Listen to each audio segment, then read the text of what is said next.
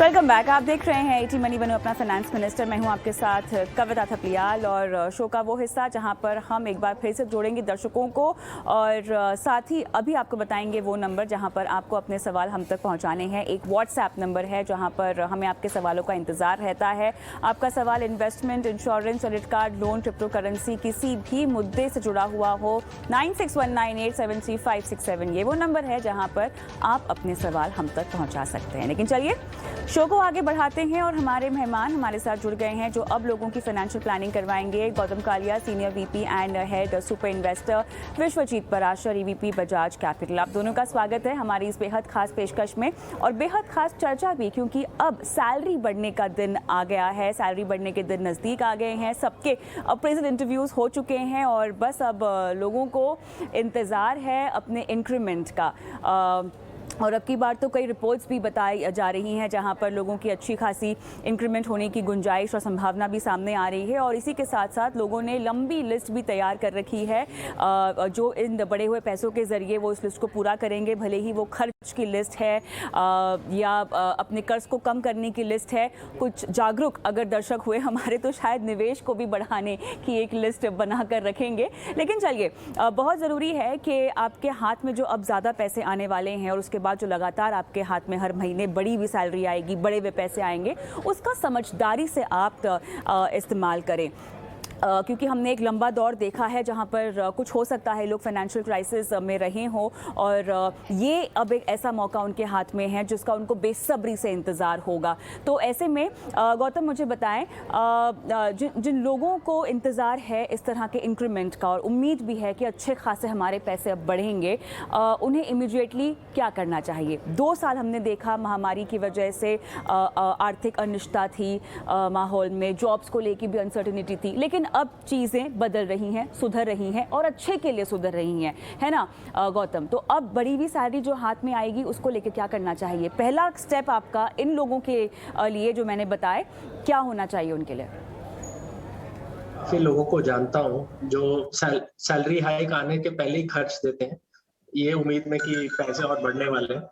तो मैं पहला स्टेप यही बोलूँगा कि अगर वो कर सकें तो उनको सिर्फ इक्विटी म्यूचुअल फंड में सिर्फ जितना इंक्रीमेंट अमाउंट है उतना उनको करना चाहिए।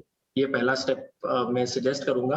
अगर वो खर्चे पे थोड़ा अपना कंट्रोल कर पाएँ तो बहुत अच्छी बात है, क्योंकि आप अपने लिए बचा रहे हैं, फ़ायदा आप ही को होना है बाद में। तो ये पहला स्टेप बोलूँगा। लेकिन मुझे यहाँ पर एक दिक्कत पता है क्या लग रही है गौतम एंड विश्वजीत जी? महंगाई। देखिए यहाँ पर अभी तो कुछ बढ़े हुए पैसे हाथ में आए हैं और वो तो सारे के सारे खर्च हो गए क्योंकि हमारा खर्चा बढ़ गया। किचन का खर्चा आप बोलिए, घर का बजट आप बोलिए, बच्चों की फीस आप बोलिए, सभी तरफ से जो है अब हमारी जेब ज़्यादा कट रही है। तो जो पॉकेट थोड़ा सा जो भारी हुआ था विश्वजीत जी, अब वो महंगाई चट कर गई। क्या कहेंगे आप? जी बिल्कुल, मैं कविता जी बिल्कुल एग्री करता हूँ कि महंगाई एकदम से लोगों के दिमाग में, क्योंकि हम मीडिया में रोज पढ़ रहे हैं। अदरवाइज अगर आप देखें तो आपको इतना इम्पैक्ट नजर नहीं आएगा। और जो वॉरेन बफेट का प्रिंसिपल है कि पहले आप सेव करें और जो बच जाए वो खर्च करें, तो मेरे हिसाब से फाइनेंशियल प्लानिंग का जो थंब रूल है वो ये है कि आपको जब आपकी सैलरी आती है तो जो आप अगर आपने आइडली मिनिमम 30% आपको सेव करना चाहिए, यानी कि इन्वेस्ट करना चाहिए। उसके बाद जो पैसा बचता है वो आपको खर्च करना चाहिए। अगर महंगाई बढ़ गई है तो आपको कहीं ना कहीं खर्चे कम करने हैं, ना कि अपनी सेविंग या इन्वेस्टमेंट को कम करना है। और मैं गौतम जी से बिल्कुल एग्री करूंगा कि अगर आपके तनख्वाह बढ़ रही है तो आप अपने फाइनेंशियल गोल्स की तरफ जल्दी पहुंच सकते हैं, क्योंकि आप अपनी एसआईपी, इक्विटी म्यूचुअल फंड, अगर लॉन्ग टर्म गोल है और आप वेल्थ क्रिएट करना चाहते हैं, बच्चों की पढ़ाई है या रिटायरमेंट है, अगर आप उस गोल्स को अच्छे अचीव करना चाहते हैं तो आप अपनी इक्विटी म्यूचुअल फंड में एसआईपी स्टार्ट कर सकते हैं, जिससे आप जल्दी से जल्दी अपने गोल्स की तरफ पहुंच सकते हैं। तो मेरे हिसाब से यही प्रिंसिपल अच्छा रहेगा, क्योंकि मैंने देखा है कि जब लोग सैलरी बढ़ती है उसके एंटिसिपेशन में खर्चे बढ़ जाते हैं, तो वो एक बहुत गलत अप्रोच होती है। एसआईपी बढ़ने से बहुत लंबे समय में बहुत बड़ा फर्क आता है। अगर आप देखें 10,000 रुपए, कविता जी आप 30 साल के लिए एसआईपी करते हैं तो आपके बनते हैं 2 करोड़ रुपए, केवल 12% की रिटर्न मान के चल रहा हूं मैं। लेकिन अगर आप हर साल 10% बढ़ाते जाएं अपनी एसआईपी को, तो आपके बन जाते हैं 30 साल बाद 3.5 करोड़ रुपए, यानी कि 1.5 करोड़ का फर्क आ जाता है अगर आप हर साल थोड़ा सा पैसा इंक्रीज करते जाएं अपनी एसआईपी में। तो मेरी ये सलाह रहेगी आपके जो भी दर्शक आपको वो प्रोग्राम वॉच कर रहे हैं कि आप अपनी एसआईपी इंक्रीज करें, और अपने गोल्स की तरफ जल्दी से जल्दी पहुंचे। अच्छा, एक चीज़ जो मुझे समझनी है, ठीक है, निवेश की राशि आपको बढ़ानी चाहिए अपनी एसआईपी की, भले ही जितना आपसे मुमकिन हो उतना बढ़ाने की कोशिश करें, लेकिन इस बीच जिन्होंने पर्सनल लोन ले रखा हो, क्रेडिट कार्ड का बकाया बहुत ज़्यादा अभी तक उनका नहीं चुकाया हुआ हो, क्या हमें ऐसी रणनीति अपनानी चाहिए कि अपने ऊपर जो फाइनेंशियल लाइबिलिटीज़ हैं, जो आपने कर्ज ले रखा है, उसको हम चुका दें? गौतम, क्या ये हमारी प्रायोरिटी लिस्ट में, प्राथमिकता की जो हमारी सूची होगी, क्या उसमें पहले नंबर पर आना चाहिए? एकदम, आपने एकदम सही बोला। मैंने तो ऐसे सोचा भी नहीं कि लोग अभी भी ऐसे कर रहे होंगे, मगर आपने एकदम सही बोला कि अगर आपके पास क्रेडिट कार्ड का उधार पड़ा है, सबसे पहले तो आपको क्रेडिट कार्ड का उधार चुका देना चाहिए। क्रेडिट कार्ड पे उधार लेना बहुत ही एक्सपेंसिव है, बहुत हाई इंटरेस्ट रेट लगता है। जो अगर आपको पुरानी हिंदी पिक्चरें याद है, जब आप उधार लेते थे तो जिसे उधार लेते थे वो विलन रहता था, तो आप ये मान के चलिए कि वो क्रेडिट कार्ड का उधार बस वही वैसे ही कोई आदमी है पीछे जो आपको दे रहा है।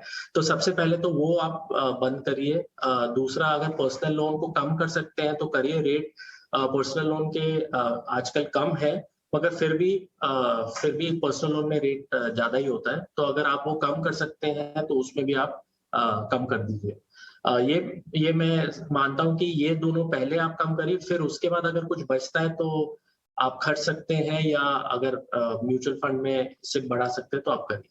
मगर आपने सही बोला, पहला स्टेप तो यही होना चाहिए। बिल्कुल। अब इसके बाद विश्वजीत जी, अब हमारे हाथ में थोड़े पैसे भी आए हैं। देखिए, 2 साल तो हमने घूमना फिरना कुछ किया नहीं, कुछ खास खरीदारी भी की नहीं, जितना भी किया ऑनलाइन किया, लेकिन अब बाहर निकलना है। ठीक है, बाहर खाना खाना है, बाहर घूमना है, पिक्चरें देखनी है, लोगों को गिफ्ट देने हैं, लोगों से गिफ्ट लेने हैं। अब ये सब भी तो आएगा ना हमारी लिस्ट में। अब बढ़ी हुई सैलरी को कुछ समय तो एंजॉय करना चाहेंगे ना। फाइनेंशियल प्लानिंग का प्रिंसिपल कविता जी यही होता है कि आपको अपनी लाइफ अच्छे से एंजॉय करनी है, और अगर आपके गोल्स जो आपने फाइनेंशियल गोल्स सेट करे, क्योंकि वो बहुत इंपॉर्टेंट है, तो उसको भी आप, मैंने जैसे पहले बोला, अगर आपको लगता है कि आपके जो गोल्स हैं वो इजीली अचीवेबल है और आप उसके लिए सेविंग अच्छे से कर रहे हैं, उसके बाद जो पैसा बचता है आप उसको जरूर इंजॉय करिए। लेकिन उसमें भी आप बहुत अच्छे तरीके से इन्वेस्ट कर सकते हैं कि आप कौन से रेस्टोरेंट में जा रहे हैं, क्या जरूरी है कि बिल्कुल 5 स्टार में जाना है, और क्या जरूरी है कि क्या आपको बहुत महंगी वाली शॉपिंग करनी है, क्या उसमें भी आपको बेस्ट डील्स ढूंढ सकते हैं या सेल में खरीद सकते हैं। तो हर तरीके से अगर आप चाहें तो पैसा बचाया जा सकता है, और कोविड के केसेस भी बढ़ रहे हैं तो उसको भी अवॉइड किया जा सकता है। ये तो हम भूल ही नहीं सकते हैं, तो एहतियात बरतें जो भी आपका बाहर घूमने फिरने का प्लान है। लेकिन मुख्य तौर पे जो हम आपको समझाने की कोशिश कर रहे हैं, हमारे जो गेस्ट भी आपको समझाने की कोशिश कर रहे हैं, वो यही है कि भले ही आपके हाथ में कुछ ज़्यादा पैसे आ रहे हैं, अपनी प्राथमिकता की सूची बनाइए, जहाँ पे सबसे पहले तो आप कर्ज मुक्त हो जाएंगे। ये आपको तुरंत प्रभाव से करना है, भले ही वो क्रेडिट कार्ड के जरिए हो, आपने किसी भी तरह का कर्ज अपने ऊपर ले रखा है, सबसे पहले तो उससे आपको छुटकारा पाना है। उसके बाद आपको देखना है कि ज़रूरत की चीज़ें कौन सी थी जो आप पिछले 2 सालों में नहीं कर पाए हैं, उनको तुरंत प्रभाव से आप करें। जिनके बगैर आपका गुजारा नहीं है, जिन खर्चों के बगैर आपका गुजारा नहीं है, उन्हें पूरा करें। और बिल्कुल ही आपको अपने निवेश की राशि बढ़ानी है। और अगर आपने अपने लिए इंश्योरेंस नहीं लिया है तो मैं बिल्कुल कहना चाहूँगी कि बड़ी हुई सैलरी में वो तमाम लोग जो इंतज़ार कर रहे थे ना कि हमारे पास लाइफ इंश्योरेंस नहीं है, हेल्थ इंश्योरेंस का पर्याप्त कवर नहीं है, वो तुरंत प्रभाव से ये काम कर दे। इससे बेहतर इन्वेस्टमेंट और आपकी बढ़ी हुई सैलरी की कोई हो नहीं सकती। और फिर पैसे बचे, जो कि मैं चाहती हूं कि आप बिल्कुल बचाएं, अपनी एसआईपी की राशि जरूर बढ़ा दीजिएगा। बहरहाल आगे बढ़ते हैं, और हमारे दर्शक फोन लाइन पर भी हमारे साथ जुड़ गए हैं जो गौतम से सवाल पूछना चाहते हैं। अजय जैन। अजय जी नमस्कार सर, क्या हालचाल, कहाँ से बोल रहे हैं? मैडम मैं राजस्थान में अजमेर से, विजयनगर से बोल रहा हूँ। बहुत बढ़िया सर, बताएं। मैडम मैंने अपने आपको म्यूचुअल फंड भेजे थे, मेरे को 40 साल की एज के अंदर, अभी मेरी एज है 29 ईयर, मुझे 40 साल की एज के अंदर मेरे को 50 लाख रुपए का अमाउंट चाहिए। ऑलराइट, चलिए, मेरे ख्याल से गौतम के पास आपका पूरा पोर्टफोलियो है और बाकी जानकारी हम स्क्रीन पे भी फ्लैश कर रहे हैं। गौतम बताएं, इनके लिए आप क्या रिकमेंडेशन देंगे? तो पहले तो मैं ये बोलना चाहूंगा कि जो आपका पोर्टफोलियो है अभी, वो फंड्स अच्छे हैं, उनमें आपके जो सिप चल रहे हैं उनमें आप कंटिन्यू रखें सिप। आपका अभी के लिए जो सिप चल रहा है 20,000 रुपए का, वो 20,000 से आपका 50 लाख का टारगेट 40 की उम्र तक अगर मार्केट ने 12% साल का दिया रिटर्न तो आपका नहीं होगा टारगेट अचीव। आपको वो सिप का अमाउंट बढ़ाना पड़ेगा, 20,000 की जगह 31,500 करना पड़ेगा, फिर 12% के रिटर्न के हिसाब से आपका 50 बन सकता है। अगर आप उतना नहीं कर सकते हैं तो आप एटलीस्ट 5,000 और बचाने की कोशिश करिए। 5,000 और करेंगे तो आपका एटलीस्ट 12% पे 40 साल की उम्र तक आपका 40 लाख बन जाएगा 50 लाख की जगह। और वो जो आप 5,000 सोच रहे डालने का, वो आप HDFC फ्लेक्सी कैप फंड में सिप कर सकते हैं, एक नया फ्रेश। यहाँ पर फंड्स में बदलाव की कोई सलाह? फंड्स इनके अच्छे लगे, इनका जो एलोकेशन है वो भी अच्छा है। फ्लेक्सी कैप में थोड़ा सा बढ़ा सकते हैं, इसलिए मैंने इनको ये सलाह दी है कि HDFC फ्लेक्सी कैप में 5,000 रुपए और ये डाल सकते हैं, क्योंकि फ्लेक्सी कैप में डालेंगे तो इनका एलोकेशन परसेंटेज भी फिर ठीक हो जाएगा। अजय जैन जी, कोई सवाल पूछना चाहते हैं आप गौतम को? मैम मैं ये पूछना चाह रहा था कि जैसे मेरा फ्लेक्सी कैप में पराग पारिक में ऑलरेडी है, तो मैं लार्ज कैप में बढ़ाऊं अपना इन्वेस्टमेंट या फ्लेक्सी कैप में बढ़ाऊं? तो आपका लार्ज कैप में already Canara Robeco blue chip equity है, जिसमें आपका 25% का एलोकेशन है। आपके 20,000 में से 5,000 आपके वहां पे जा रहे हैं। और फ्लेक्सी कैप इसलिए मैं आपको रेकमेंड करूंगा क्योंकि फ्लेक्सी कैप में आपको स्मॉल मिड कैप का एक्सपोजर और मिलेगा। पराग पारिक में आपका सिर्फ 2,500 जा रहा है महीने का, मतलब 13% का ही आपका एलोकेशन जा रहा है। तो वहां पे आप बढ़ा सकते हैं 5,000 से। फ्लेक्सी कैप का एक और एडवांटेज यही है कि वो थोड़ा सा और रिस्क लेके आपकी रिटर्न की संभावना बढ़ा सकता है, और वो चीज आपके लिए ज्यादा फायदेमंद है, क्योंकि हम 12% पे अभी प्रोजेक्शन की बात कर रहे हैं। शायद आपका 13, 14, 15% अगर आ गया पोर्टफोलियो में रिटर्न, तो आपका शायद 50 लाख हो जाए। चलिए, उम्मीद करते हैं कि आपको ये बदलाव समझ में आ गए हो और निवेश बढ़ाने की जो रणनीति बताई गई है उस पर आप अमल करें। अजय जैन जी, साहिल वर्मा का सवाल मैं लूंगी अब, जो कि विश्वजीत जी से सवाल पूछेंगे अपना। साहिल, गुड इवनिंग। बताएं क्या लक्ष्य हैं आपके फाइनेंशियल पोर्टफोलियो के जो आपने बनाया है? गुड इवनिंग मैडम जी। मैडम हमने अभी लास्ट मंथ से हमने 35,000 का SIP में इन्वेस्टमेंट स्टार्ट किया है। अच्छा। और आगे चल के हमारी बच्ची है, उसकी शादी भी करनी है, उसके एजुकेशन को लेके भी पैसे की जरूरत है, और आगे अपने रिटायरमेंट का भी प्लान सब कुछ लेकर चल रहे हैं मैडम। तो अभी जैसे हमारा हो जाएगा सर 5 करोड़ में? सॉरी, 5 करोड़ में सब हो जाएगा? नहीं, 5 करोड़ में सब कुछ तो नहीं हो जाएगा मैडम, लेकिन आगे और भी दूसरे जगह पे अभी हमारा कुछ इन्वेस्टमेंट है। तो हमने SIP के थ्रू सिर्फ हमने 35,000 रुपीज का पर मंथ का ये इन्वेस्टमेंट किया है। तो हमारा ये बताएं आपने क्या सोचकर इन्वेस्टमेंट की शुरुआत की है आप? जी बोलिए। जी, तो ये 35,000 रुपए से जो हमने स्टार्ट किया है, तो इसके थ्रू क्या हमारा अचीवमेंट 15 साल में जो गोल है वो अचीव कर पाएंगे हम, या इसमें कुछ सही करने का, मतलब चेंज करने का भी कुछ ये आप लोग की तरफ से एडवाइस मिलेगा? चलिए, बिल्कुल यही बताएंगे आपको, इसीलिए आपने सवाल भी भेजा है। लेकिन मेरा आपसे सवाल ये था कि फंड का जो चुनाव, और हमने मैडम जो फंड का चुनाव किया है वो सही है या उसमें कुछ बदलाव की जरूरत है? चलिए, विश्वजीत जी बताएं। जी बिल्कुल, सबसे पहले तो मैं उनको बधाई देता हूँ कि उन्होंने अपने फाइनेंशियल गोल्स को सोच रखा है, क्वांटिफाई भी किया और एक अमाउंट भी सोच रखी है। जो लक्ष्य उन्होंने बताया 5 करोड़, वो एक अच्छा खासा लक्ष्य है और 15 साल में ये पूरा करना चाहते हैं। तो 35,000 रुपए मेरे ख्याल से थोड़ा कम पड़ेगा।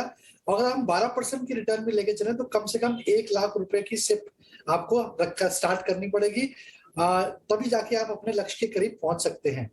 रिटर्न ज्यादा भी आ सकती हैं, बट 12% को अगर लेके चले तो 1 लाख रुपए का आपको म्यूचुअल फंड से स्टार्ट करना पड़ेगा।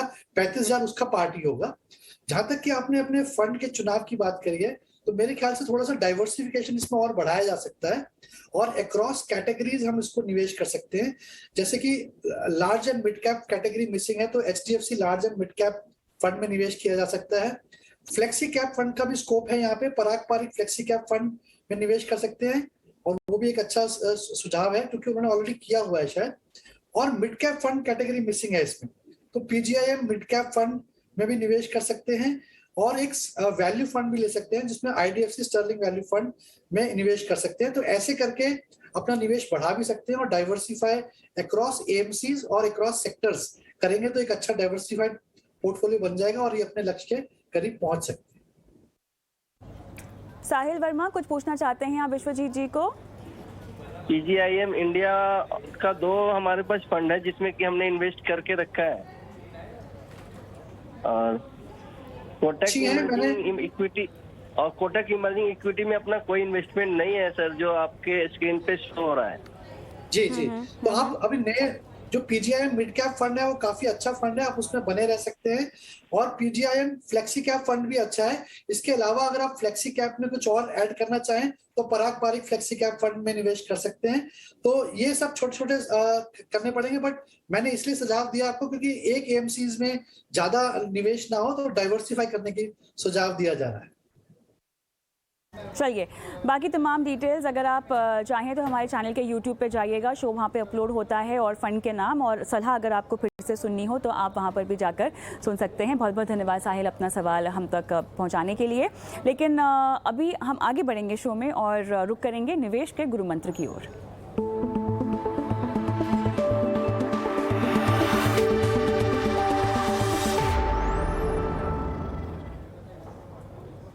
गौतम, क्या होगी निवेश को लेकर सीख या गुरु मंत्र जो आप दर्शकों को देंगे? तो आज का नया गुरु मंत्र ये है कि बिना एडवाइजर के निवेश आपके धन के सेहत के लिए हानिकारक हो सकता है। चलिए, और एडवाइज़र तो आपके पास होना ही चाहिए, लेकिन अगर आप शुरुआती सलाह भी लेना चाहते हैं, निवेश शुरुआत करना चाहते हैं तो आप ET मनी बनो अपना फाइनेंस मिनिस्टर पर भी भरोसा कर सकते हैं। अपने सवाल हम तक भी पहुंचा सकते हैं, जहां पर तमाम हमारे एक्सपर्ट्स तो बैठते ही हैं जो आपका पोर्टफोलियो संभालते हैं और आपको आगे मार्गदर्शन देते हैं। लेकिन हाँ, थोड़ा सा आप फीस दीजिए और एक फाइनेंशियल प्लानर तो आपके पास होना ही चाहिए। विश्वजीत जी, आपका गुरु मंत्र? जी, मैं ये कहना चाहूंगा कि क्योंकि मार्केट में आजकल बड़ा उतार चढ़ाव चल रहा है, तो इम्पोर्टेंट ये नहीं है कि आपको मार्केट में कब एंटर करना है, इम्पोर्टेंट ये है कि आप कितने लंबे समय तक मार्केट में निवेशित रहते हैं। जितना लंबे समय तक रहेंगे इक्विटी मार्केट में उतने अच्छे रिटर्न्स आपको मिल सकते हैं। तो it is not important what time you enter the market, it is important how much time you are in the market. चलिए, मेरे ख्याल से मौजूदा बाजार की चाल को देखते हुए ये सीख काफ़ी काम की है। लेकिन आगे बढ़ते हैं और अगले दर्शक जिन्हें हम कॉल करने की कोशिश कर रहे हैं लेकिन वो कॉल में मिल नहीं पा रहे हैं, प्रशांत नाटे साहब। इनके पास 5 अलग अलग फ़ंड है, 15,000 की लगभग इनके पास SIP जारी है। और विश्वजीत जी, फंड्स मेरे ख्याल से आपके पास हैं, फंड्स के नाम बताएं इनको अब किस तरह से अपने पोर्टफोलियो में बदलाव करना चाहिए। ये कह रहे हैं कि इनको 2,000 से अपनी SIP और बढ़ानी भी है, तो अब किस तरह से ये आगे बढ़ें, क्योंकि इनका जो लक्ष्य है इन्होंने उसके बारे में कुछ खास जानकारी हमें नहीं दी है। लेकिन मेरे ख्याल से इनके पास AMCs की रेपुटेशन बहुत ज़्यादा है। मैं देख सकती हूँ एक्सिस के लगभग इनके पास 3 फंड्स हैं। तो इन तमाम पैरामीटर्स पर आप थोड़ी समझाइश दे दें।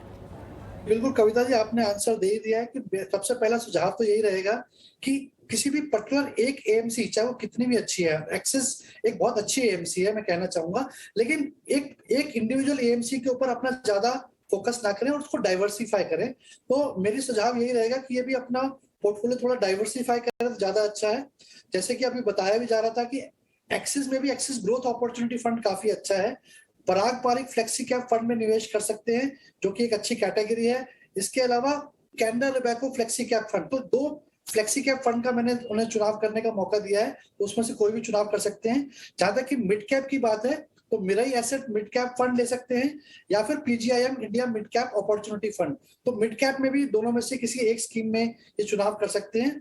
और इसके अलावा वैल्यू स्टाइल फंड, जिसमें कि IDFC वैल्यू स्टर्लिंग फंड को मैं सुझाव दूंगा। ऐसे करके ये डाइवर्सिफाइड पोर्टफोलियो बन जाएगा और किसी एक AMC की तरफ रुझान नहीं रहेगा, और जिसकी वजह से रिस्क भी उनके पोर्टफोलियो में थोड़ा कम हो जाएगा। चलिए, उम्मीद करते हैं कि प्रशांत नाटे जी आपकी सलाह माने और बदलाव उसी के मुताबिक करें अपने पोर्टफोलियो में। लेकिन इसी के साथ गौतम आपका, विश्वजीत जी आपका बहुत बहुत धन्यवाद। आप दोनों ने समय निकाला, दर्शकों की फाइनेंशियल प्लानिंग की है और आने वाले इंक्रीमेंट पर उनको सलाह भी दी है। Thank you so much show का हिस्सा होने के लिए। और इसी के साथ मुझे भी आज के शो के लिए इजाज़त दें, लेकिन आपके सवाल हम तक पहुँचते रहने चाहिए, क्योंकि आप सवाल नहीं भेजेंगे तो हम आपकी फाइनेंशियल प्लानिंग कैसे करवाएंगे। एक व्हाट्सएप नंबर है जहाँ पर आपको अपने सवाल हम तक पहुँचाने हैं, लिखित रूप में सवाल पहुँचा सकते हैं। साथ ही अगर आप चाहें तो अपने सवालों का वीडियो शूट कर सकते हैं और वो वीडियो अपलोड कर सकते हैं इस नंबर पर, और हम आपका जो सवाल है, जो आपकी वीडियो है, वो टीवी पर दिखाएंगे और हमारे एक्सपर्ट देंगे आपको आपकी फाइनेंशियल प्लानिंग पर सलाह। दीजिए इजाज़त, नमस्कार।